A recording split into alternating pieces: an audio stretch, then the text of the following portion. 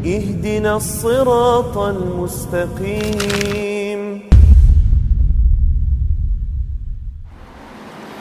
Bismillahirrahmanirrahim.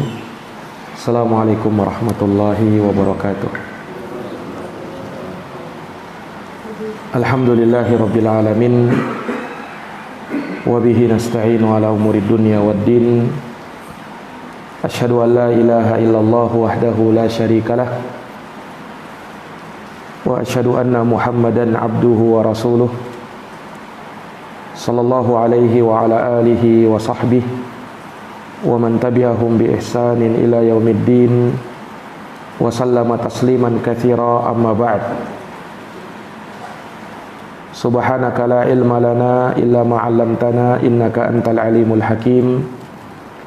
Allahumma 'allimna ma yanfa'una wanfa'na bima 'allamtana wa zidna ilman ya karim.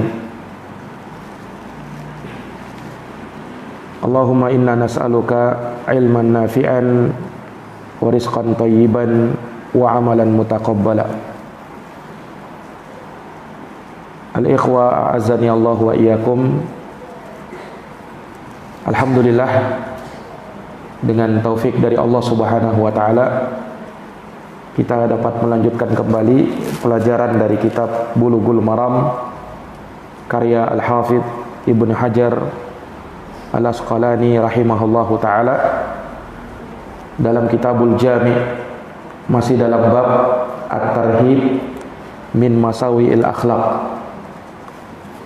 Hadis yang kita akan bacakan pada kesempatan subuh hari ini, kata Al-Hafidz Ibnu Hajar, wa an Abi Sirmata radhiyallahu anhu qala Rasulullah sallallahu alaihi wasallam, man darra musliman darrahullahu wa man syaqa musliman syaqqallahu alaihi. Akhrajahu Abu Dawud wa Tirmidzi wa hassanahu. Dan dari Abu Sirmah radhiyallahu anhu, beliau berkata, Rasulullah sallallahu alaihi wasallam bersabda, man darra musliman darrahullah. Barang siapa yang menimpakan mara bahaya kepada seorang muslim, maka Allah akan membahayakannya. Wa man syaqa musliman syaqqallahu alaihi.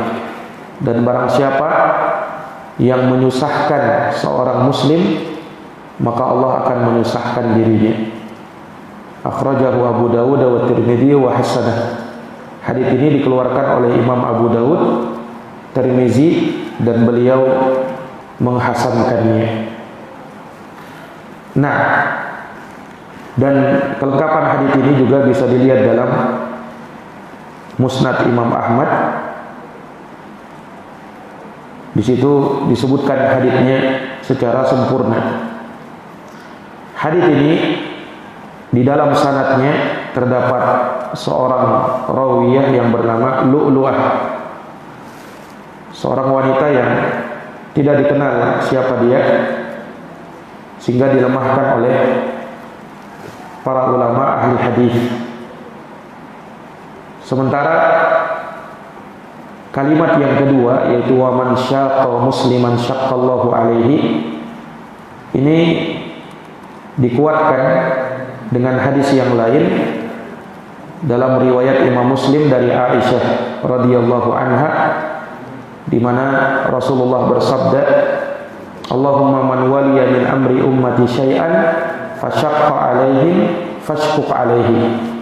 Ya Allah, barang siapa yang mengurusi urusan umatku, lalu dia mempersulit mereka, maka sulitkanlah hidup mereka. Hadis ini sudah berlalu, pernah kita bacakan dalam riwayat Imam Muslim. Nah, dan hadis ini walaupun pada sebagiannya ada kelemahannya, tetapi dia didukung dan dikuatkan oleh dalil-dalil yang lain di dalam agama kita yang melarang untuk menimpakan mudarat kepada seorang muslim, mempersulit urusannya seorang muslim, Dan ini dari bentuk kezaliman yang memang diharamkan di dalam Islam. Hadis ini diterima dari sahabat Abu Sirmah. Abu Sirmah Ibnu Abi Qais Al-Ansari Al-Mazini. Beliau masyhur dengan kunyahnya, lebih dikenal dengan kunyahnya yaitu Abu Sirmah. Adapun nama beliau itu diperselisihkan oleh ulama. Ada yang menyebutkan namanya Qais bin Malik. Ada yang menyebutkan namanya Lubabah ibnu Qais. Ada juga yang mengatakan namanya Malik ibnu As'ad. Dan ada pendapat yang lain selain daripada itu. Nah, jadi namanya diperselisihkan, wallahu alam siapa nama beliau, tetapi lebih dikenal dengan kunyahnya yaitu Abu Sirmah. Ini sama dengan Abu Hurairah, lebih dikenal dengan namanya, lebih dikenal dengan kunyahnya, adapun namanya diperselisihkan. Sekalipun yang dikuatkan oleh Imam Nawawi adalah Abdurrahman bin Sakhar. Ya. Abu Sirmah, beliau ini termasuk dari sahabat yang menyaksikan perang Badar. Dan tentu sahabat yang menyaksikan perang Badar itu punya keistimewaan yang lebih dari sahabat yang lain. Sebab Allah Subhanahu wa taala telah mengampuni para sahabat yang perang dan menyaksikan perang Badar. Dan juga sahabat Abu Sirmah menghadiri perang-perang yang lain bersama Rasulullah sallallahu alaihi wasallam. Dan beliau ini Abu Sirmah juga dikenal sebagai sahabat yang suka bersyair dan sangat bagus syairnya, dan juga dikenal sebagai seorang yang muhsin, orang yang selalu melakukan kebaikan dan berbuat baik kepada manusia yang lain. Ya.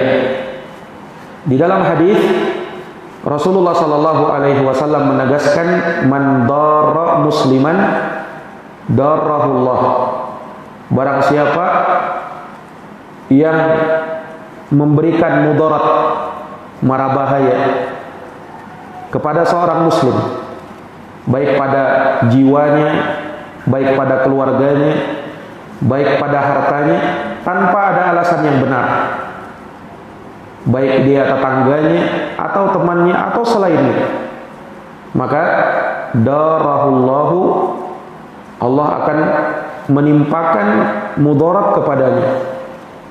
Dan kalau Allah sudah menimpakan mudarat kepada seseorang, maka Allah akan jauhkan dia dari kebaikan dan dia akan ditimpa kejelekan.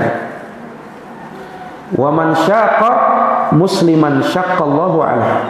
Dan barang siapa yang menyulitkan, menyusahkan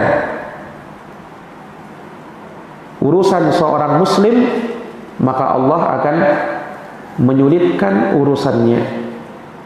Ini siapa yang melakukan hal tersebut tanpa alasan yang benar, maka Allah akan membuat sulit urusannya. Nah, kalau Allah sudah mempersulit urusan seseorang, maka tidak ada lagi kemudahan yang dia dapatkan dalam segala urusannya. Setiap kali dia berurusan selalu sulit. Kenapa? Karena Allah sudah menyulitkan dirinya. Dikarenakan perbuatannya yang suka menyulitkan orang lain, menyusahkan orang lain. Nah, sebagian ulama mengatakan hadis ini maknanya al-masyaqqah, yakni melakukan penyelisihan, penentangan, atau selalu berselisih dan suka menyelisihi saudaranya, walaupun saudaranya itu berada di pihak yang benar. Nah, maka yang seperti ini juga dari perkara yang diharamkan. Nah, dan dua hal ini, menimpakan mudarat, menyulitkan, ini sebenarnya ad-darar wal masyaqqah, itu dua makna yang saling berdekatan. hampir mirip maknanya. Nah, termasuk dari mempersulit yaitu menimpakan mudarat, dan demikian pula sebaliknya. Ya, hanya saja ad-darar, menimpakan mudarat, itu digunakan dalam itlaful mal, berkaitan dengan harta seseorang. Dia rusak, dia curi, dia hilangkan, dan semisal itu. Sementara masyaqqah itu memberikan gangguan pada badan seseorang, seperti memberikan beban kepadanya dengan amalan-amalan atau pekerjaan-pekerjaan yang berat yang dia tidak sanggup untuk melakukannya. Nah, ikhwani fiddin azani Allah wa iyyakum, maka di dalam hadis ini menunjukkan kepada kita larangan seseorang untuk menimpakan mudarat kepada seorang muslim, menimpakan mara bahaya kepada dirinya, memasukkan segala yang bisa membahayakan dirinya atau hartanya atau bahkan kehormatannya. Maka Allah Subhanahu wa taala akan memberikan mudarat kepada dia. Ini sebagai hukuman kepada orang yang memberikan mara bahaya kepada seorang muslim.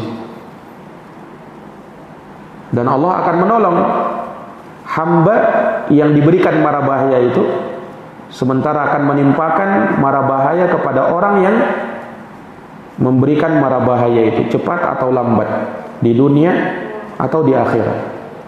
Dan ini sebenarnya ancaman yang keras dari Allah Subhanahu wa taala, sehingga tidak boleh seorang muslim itu disakiti. Karena seorang muslim itu adalah walinya Allah. Dan Allah berfirman dalam hadits qudsi, "Man 'adali waliyan faqad adzantuhu bil harb." Barang siapa yang mengganggu waliku, menyakiti waliku, maka aku umumkan kepadanya peperangan. Diperangi oleh Allah Subhanahu wa taala bagi siapa yang memusuhi wali-walinya Allah. Dan setiap muslim adalah walinya Allah, karena dia memiliki iman, sekalipun mungkin derajat perwaliannya berjenjang-jenjang. Semakin kuat iman dan takwanya, maka semakin besar pula derajat perwaliannya. Ala inna awliya Allah la khaufun alaihim wa lahum yahzanun alladzina amanu wa kanu yattaqun. Ketahuilah sesungguhnya wali-wali Allah tiada kekhawatiran pada diri mereka, dan tidak pula mereka bersedih hati, yaitu orang yang beriman dan bertakwa kepada Allah, yaitu orang-orang yang beriman dan bertakwa kepada Allah Subhanahu wa ta'ala. Maka tidak boleh untuk memberikan mara bahaya kepada seorang muslim dengan berbagai jenis mara bahaya, apapun itu. Dan kita kenal satu hadis yang pernah disebutkan oleh Nabi sallallahu alaihi wasallam, dan hadis ini ada dalam kitab Al-Arba'in An-Nawawiyah, dalam riwayat Imam Ahmad, Ibnu Majah dan selainnya, dari hadis Ibnu Abbas. Rasulullah bersabda, la dharar wa la dirar. Tidak ada bahaya dan tidak boleh memberikan mara bahaya. Sebagian mengatakan dalam tafsirannya, tidak boleh membahayakan diri sendiri dan tidak boleh membahayakan orang lain. Segala bentuk mara bahaya dinafikan. Segala bentuk mara bahaya itu dinafikan. Dari hadis ini pula diambil kaidah besar oleh para ulama dalam yang terkumpul dalam 5 kaidah kubra, Al-Qawaidul Khamsul Kubra, di dalam kaidah fikhiyah, yaitu ad-dararu yuzal. Segala mara bahaya itu harus dihilangkan. Apapun bentuk mara bahayanya harus dihilangkan. Nah, baik dalam urusan muamalah, dalam urusan keduniaan, dan dalam urusan apa saja, tatkala hal tersebut bisa memunculkan mara bahaya kepada seorang muslim, maka hal tersebut dari perkara yang tidak diperbolehkan.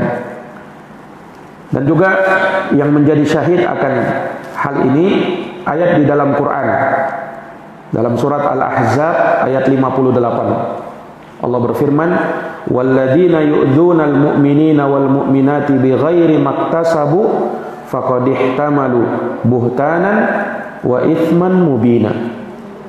Dan orang-orang yang mengganggu kaum mukminin dan kaum mukminat tanpa dosa yang telah mereka lakukan, maka sungguh dia telah memikul kedustaan dan dosa yang sangat nyata.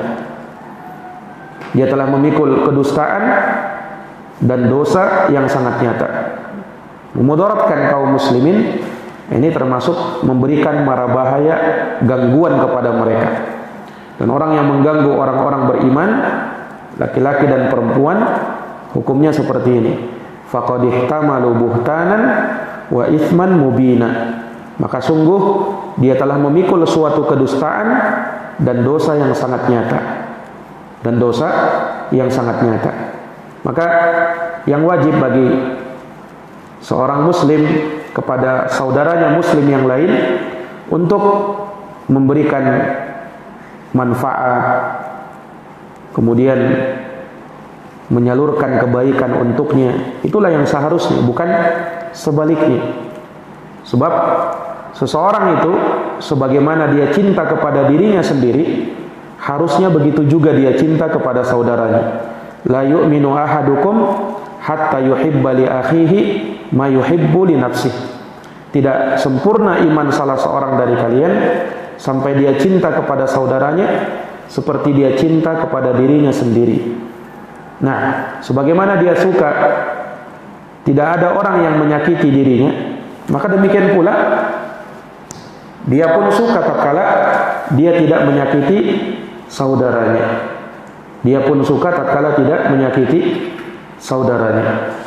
Nah, dan memberikan mara bahaya kepada saudara muslim ini akan merusak persaudaraan di antara sesama muslim. Akan memunculkan permusuhan, akan memunculkan kebencian, akan memunculkan dendam dan selainnya dari perkara-perkara yang membuahkan keburukan. Iya. Kemudian dalam penggalan hadis yang lain, wa man syaqqa musliman syaqqallahu alaihi. Barang siapa yang menyulitkan, menyusahkan seorang muslim, maka Allah akan susahkan pula urusannya. Siapa yang membebani seorang muslim dengan beban yang berat, hal yang menyulitkan dirinya, menyusahkan dirinya, maka Allah akan susahkan urusannya sebagai balasan bagi siapa yang menyusahkan urusan seorang muslim. Al-jaza min jinsil amal. Balasan sesuai dengan jenis amalan seseorang. Iya. Maka sebagaimana kita tidak boleh menyulitkan seorang muslim, sebaliknya kita harusnya memudahkan urusannya, bersikap lemah lembut kepadanya, lin warrif. Rasulullah bersabda, innar rifqa la yakunu fi syai' illa zanah wa la yunza'u min syai' illa syanah.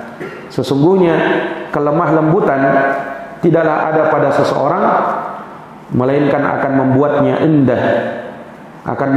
indah, dan tidaklah dicabut dari seseorang kecuali akan membuatnya rusak.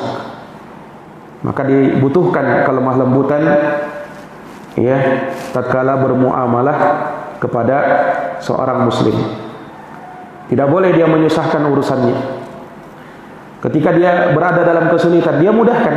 Ada saudaranya misalnya kesulitan membayar utang, dia sudah utangin, kemudian dia kesulitan bayar utang, maka hendaknya dia permudah urusannya. Dia berikan tempo, dia berikan waktu luang lagi. Nah, sebagaimana firman Allah, wa in kana dzu usratin fanadhiratun ila maisarah. Apabila ada orang yang kesulitan membayar hutang, maka tangguhkanlah utangnya, berikanlah tempo kepadanya.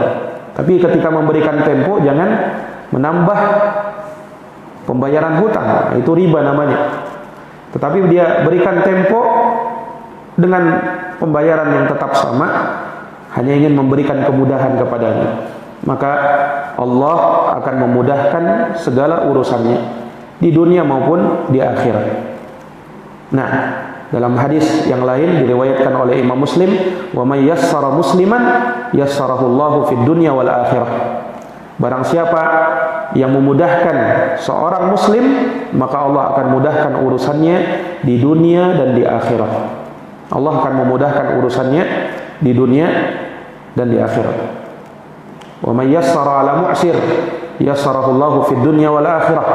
Barang siapa yang memudahkan orang yang kesulitan membayar hutang, maka Allah akan mudahkan urusannya di dunia dan di akhirat.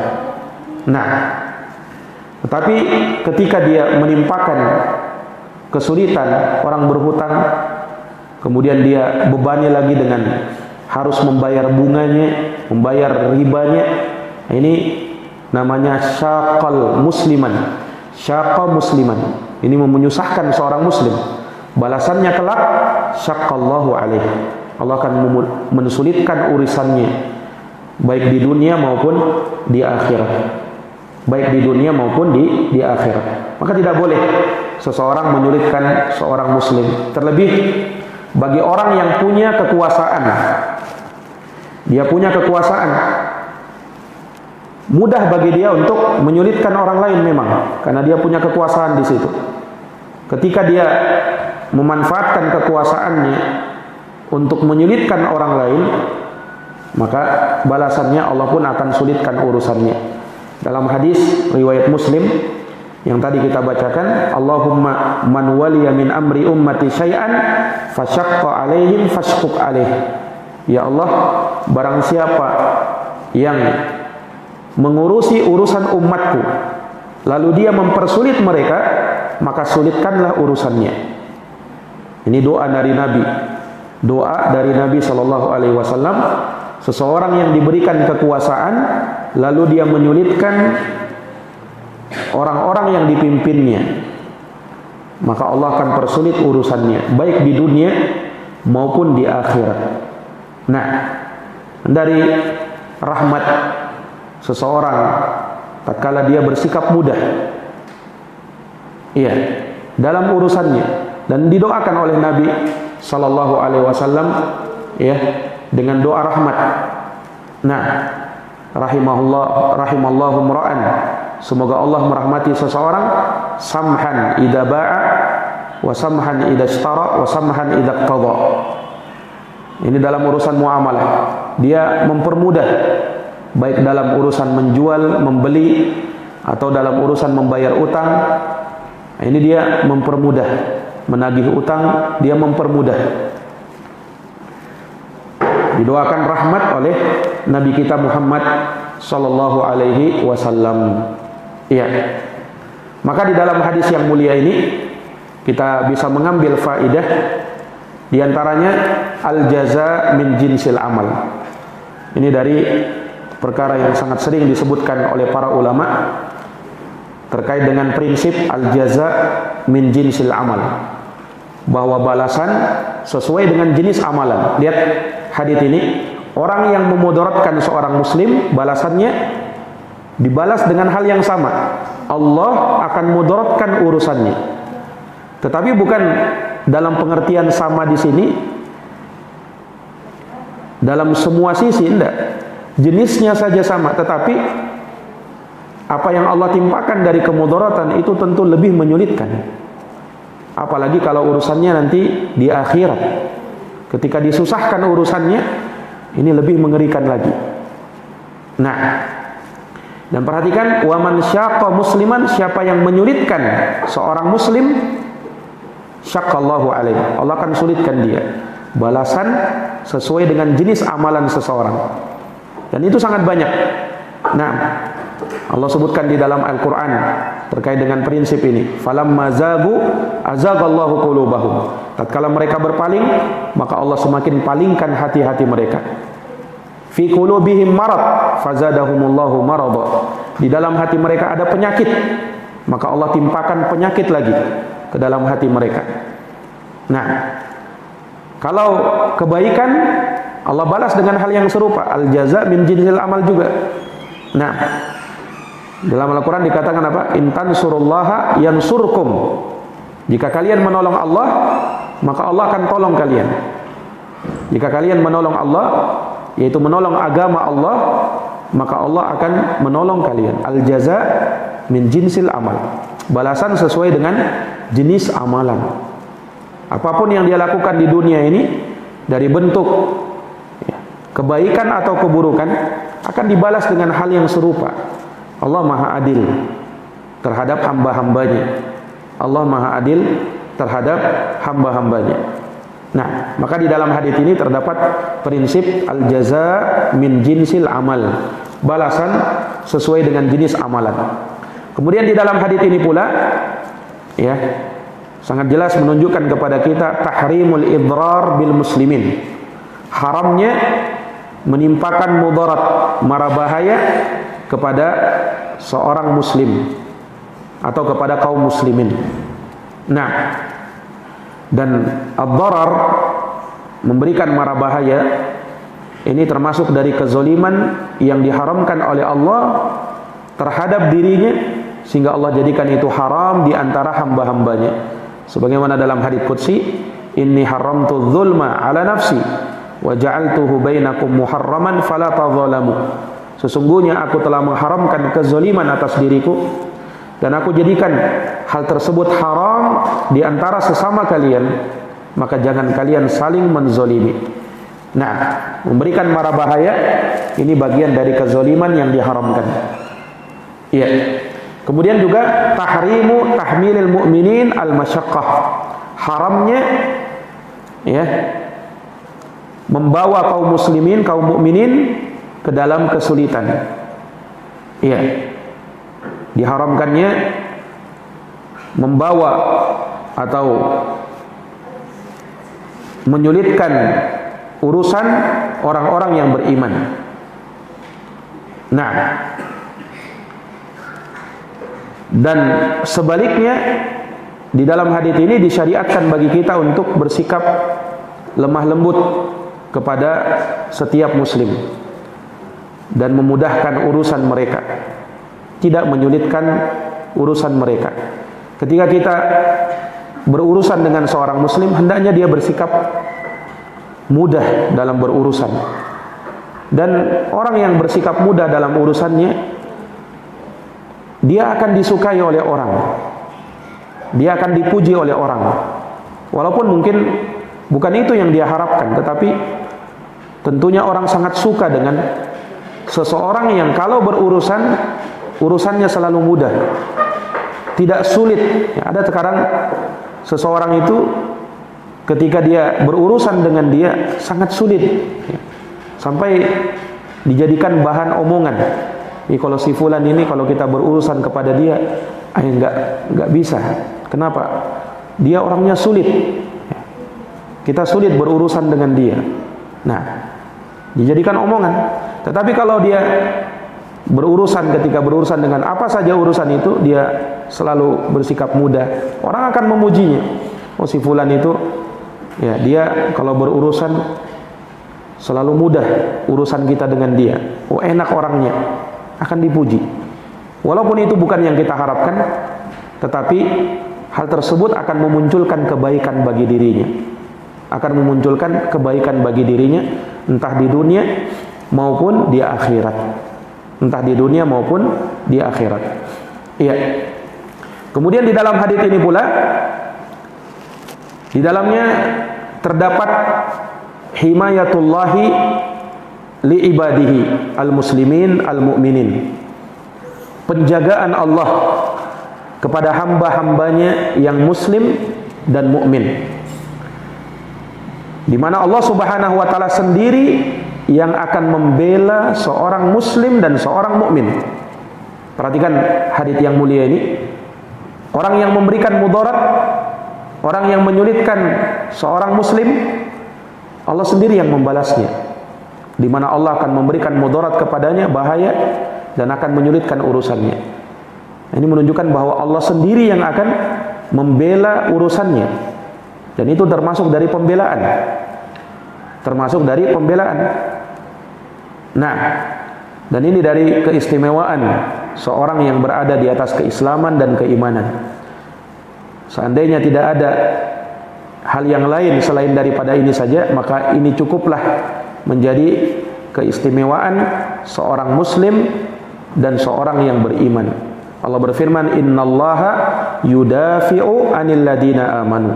Sesungguhnya Allah membela orang-orang yang beriman.